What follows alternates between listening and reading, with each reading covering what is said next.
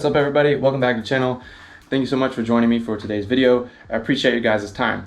If you follow the channel, you'll remember a couple videos ago I did a video here on my Forester about it having fueling problems. I'll link it up here somewhere, but to sum it up, the fueling issue was you put the fueling nozzle in, squeeze the trigger, you get like 5 cents of gas in, and the nozzle cuts off. Really annoying. It takes forever to fill up. So I pulled all the hoses off of the filling neck itself, cleaned them out. There was nothing in them to clean out. So basically I was just kind of checking to make sure they were good, which they were. The ports themselves were fine, so I moved down further onto the bottom side of the car where the charcoal canister sits, pulled the hoses off of that, at least the ones I could easily get to. Nothing was in those, cleaned them out, checked the canister somewhat itself without having to pull it off. It seemed fine. Put everything back together, went to the gas station, tried to put gas in the car, still have the same problem. So I went ahead and ordered this vent valve right here.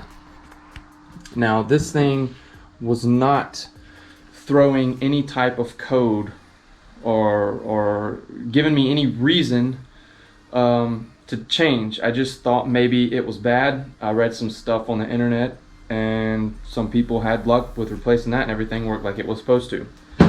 That was not the case for me, and there was nothing wrong with that valve, though it's got 140 something thousand miles on it, so it's not a bad idea to go ahead and replace it. So I'm not salty about that by any means, but I did go ahead and get that replaced.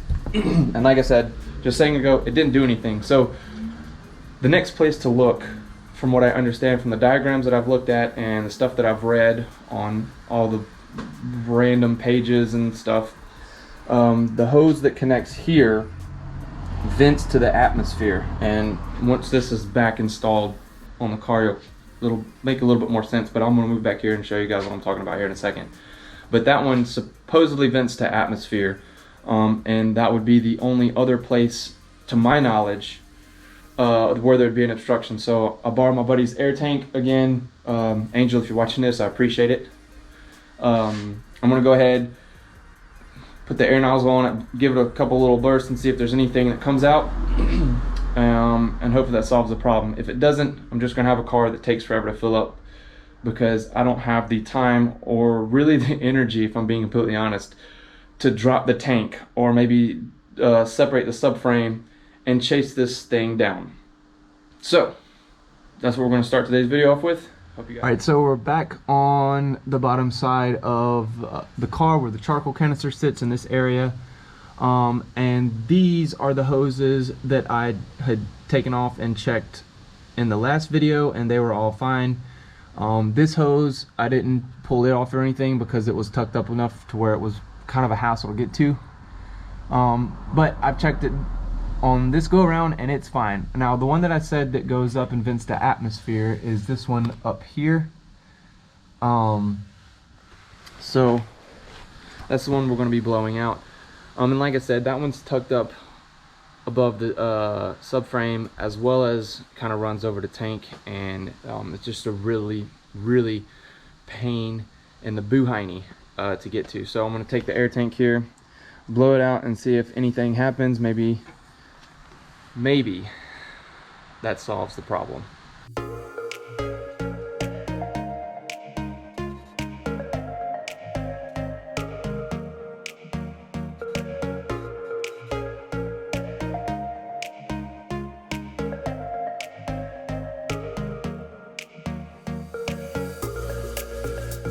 Okay everybody, it's obviously a different day, but for the charcoal canister I went ahead and got it all buttoned back up. Didn't film too terribly much of it. Look, the wife's in. Didn't film too terribly much of it. It's just a few bolts and a couple hoses, but I did take the air compressor and I blew out every hose that I could reach and pull off, and everything was fine. There was no clogs or anything like that anywhere. So I don't really know where to go from this point, so a little more research for me, and then maybe try again. But we're gonna move up to the front and get this AVCS inspection port gasket changed out, and then okay, I've went ahead and removed the inspection plate and the old gasket here. This is the new one. If you remember a few videos now, 2 or 3 videos ago, I'll link it in a card up top. I noticed that it was dripping a little bit of oil on the floors. Naturally, it's a Subaru, right? But the turns out it was a little inspection port. Now the AVCS inspection plate that I'm talking about, it sits right here. Really tight quarters to work with.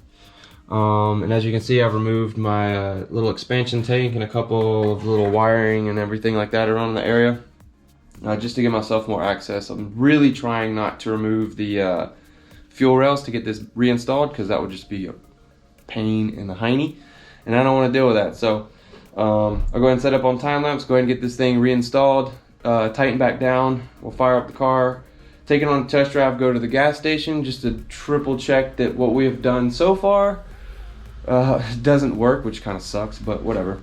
But yeah, and then we'll see if it's still got any kind of leak. Check the floor in a couple hours, and then hopefully it'll be all good. I love small spaces.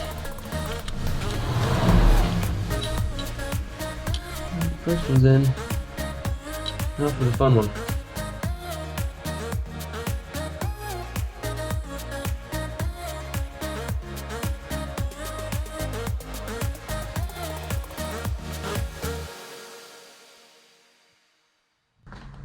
All right, that was a fail.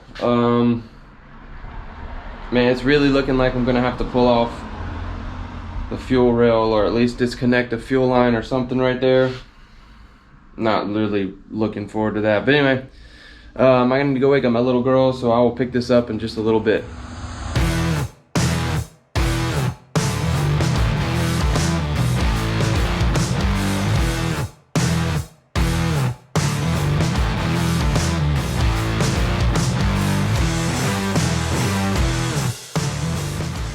Alright, so it turns out taking off the fuel line wasn't as bad as I thought it was going to be, but as you can see, inspection plate is now on. Whoop, let's get my little thing here, right here. I'm going to go ahead, hook up the main fuel line right there, reconnect all the electrical things that I disconnected, get the expansion tank and all that put on, then we'll start her up, keep the lighter on it, monitor for a while, make sure it's not spewing out anything, because I didn't put any sealant on it. I didn't find anywhere that I was supposed to. I think it's just kind of like a copper washer type thing. You just kind of squish it in there and it keeps it from leaking. But I'm gonna fire it up and just make sure it's not leaking, and then yeah, that'll be it.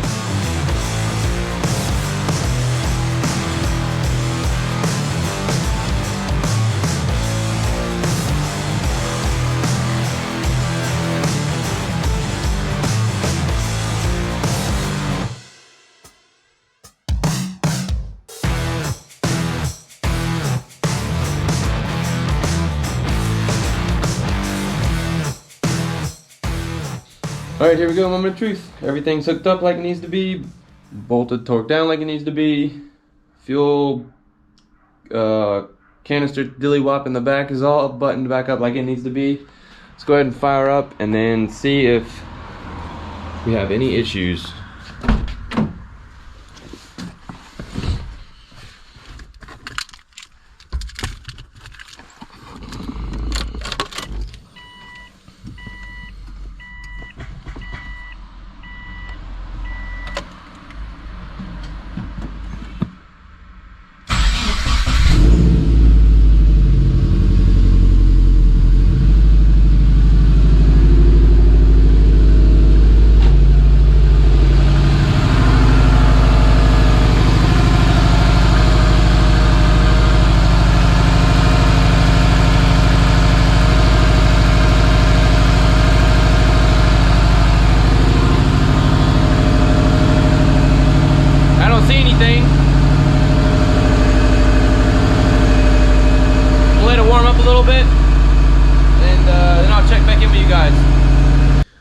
Alright, ladies and gentlemen, I just got back from a test drive. Went ahead and inspected everything out on the drive, inspected everything here since I've been back at the house, letting it kind of cool down a little bit.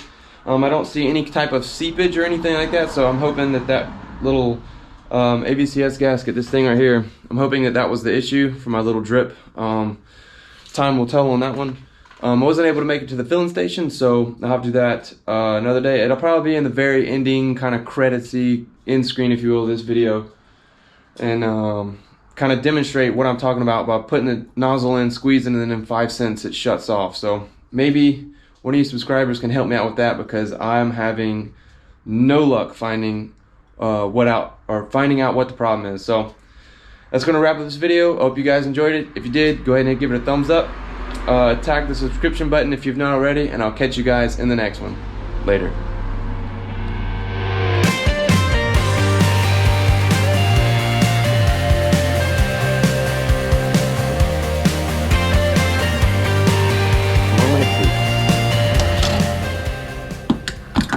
In.